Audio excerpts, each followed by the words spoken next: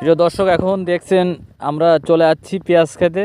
এটা হচ্ছে মুড়ি কাটা পেঁয়াজ, এটা সারা বছর সংগ্রহ করা যায় না। এটা এটা 3 মাস পরেই। এটা আমার শাশুড়ির।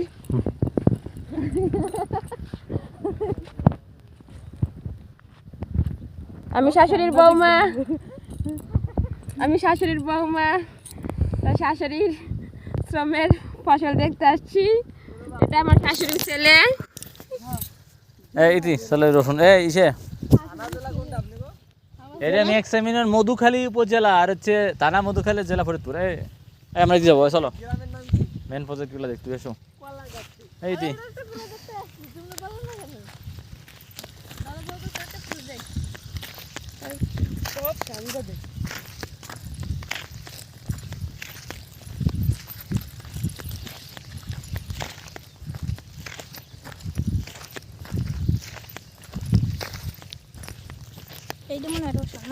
ওই যে একটা লোক কাজ করতেছে না, ওই যে গেঞ্জি গাই, ওই যাও 3-4টা ওইখানে পেঁয়াজ লাগাই না জমিতে।